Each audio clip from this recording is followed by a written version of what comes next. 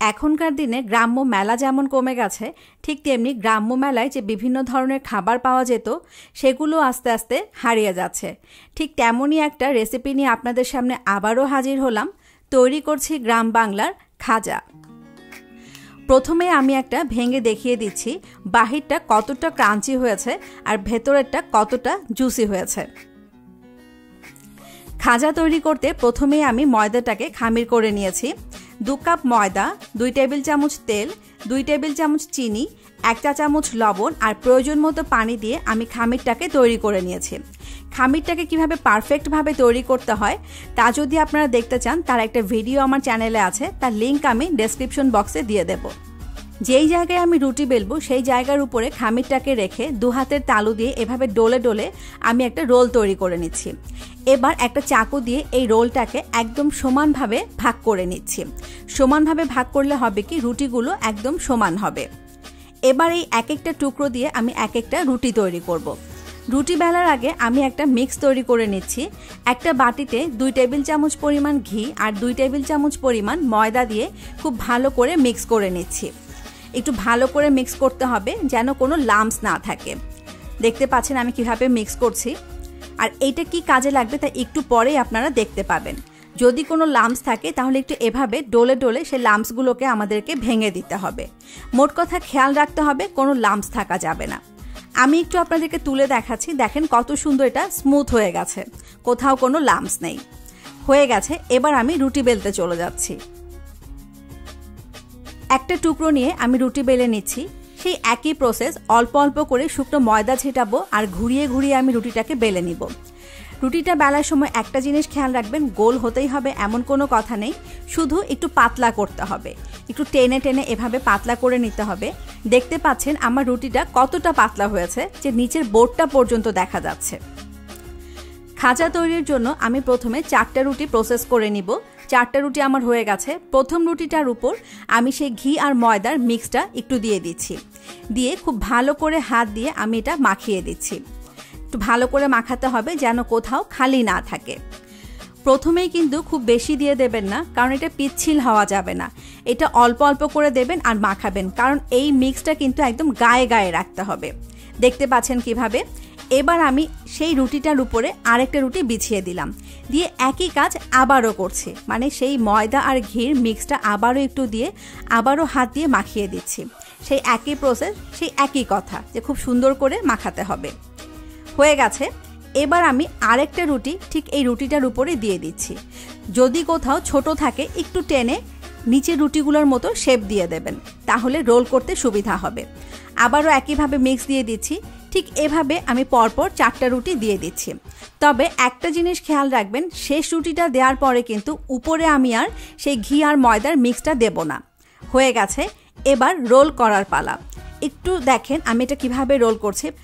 প্রথমে একটু ভাঁজ করে দিয়ে এরপর টান টান করে এটাকে রোল করতে হবে।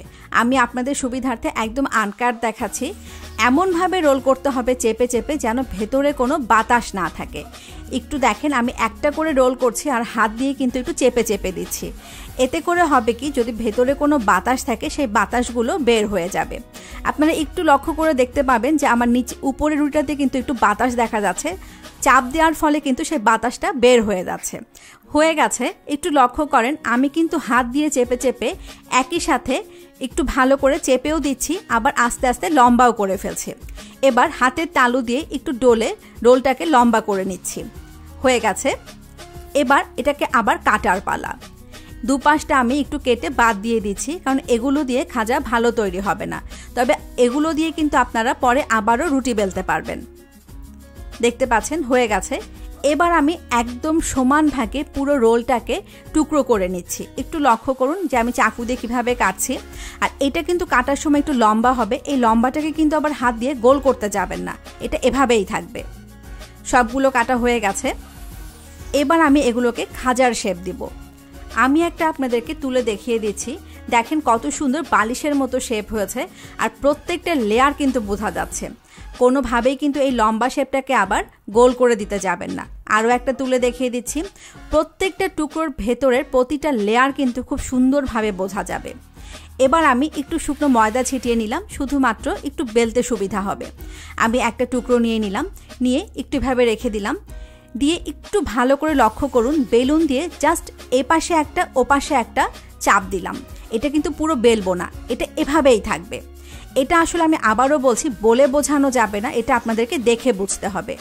আবারও দেখেন, আমি জাস্ট এপাশে একটা আর ওপাশে একবার প্রেস করলাম, বাস শেষ। এটাই কিন্তু এখন খাজা হয়ে গেল। এটাই এখন আমি ভাজবো। আপনাদের সুবিধার্থে আমি আরও একটা দেখিয়ে দিচ্ছি, একটু খেয়াল করুন। এবার নিশ্চয়ই আপনারা বুঝতে পেরেছেন যে কিভাবে এটাকে বেলতে হবে। ভাজতে চলে যাচ্ছি। একটা প্যানে পর্যাপ্ত পরিমাণ তেল দিয়ে খুব ভালো করে গরম করে নিচ্ছি। খাজাগুলোকে কিন্তু আমাদের ডুবো তেলে ভাজতে হবে, সেই অনুযায়ী আপনারা তেল দেবেন। খাজাগুলো আমি দিয়ে দিচ্ছি একটা একটা করে। একসাথে আবার খুব বেশি ভাজতে যাবেন না, তাহলে কিন্তু আবার ভেঙে যেতে পারে। এখন আমি আপনাদেরকে দুটো টিপস দেব।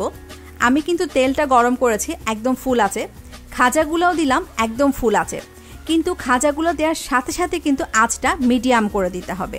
আর আঁচটা মিডিয়াম করে দিয়েই কিন্তু আপনাদেরকে প্রত্যেকটা খাজা উল্টে দিতে হবে, কারণ এক পাশ যদি খাজার কোনোভাবে ফুলে যায় তখন কিন্তু আপনি আর চাইলেও উল্টাতে পারবেন না, তখন আপনাদের ভাজতে কিন্তু অনেক কষ্ট হবে। তাই আপনারা যদি সঙ্গে সঙ্গে উল্টে দেন তাহলে দুপাশই মোটামুটি ফুলে যাবে, আর আপনাদেরকে উল্টে পাল্টে ভাজতেও অনেক সুবিধা হবে। খাজাগুলোকে কিন্তু একটু সময় নিয়ে খুব ভালোভাবে একদম ব্রাউন কালার করে ভাজতে হবে। ওদিকে আমি শিরা তৈরি করে নিচ্ছি। একদম ফুল আছে একটা প্যানে 2 কাপ চিনি আর 1 কাপ পানি দিয়ে অনবরত নেড়ে নেড়ে শিরাটাকে তৈরি করতে হবে। একটু ফ্লেভারের জন্য আমি এলাচ দিয়েছি, আপনারা চাইলে গোলাপ জল বা এলাচের গুঁড়োও দিতে পারেন।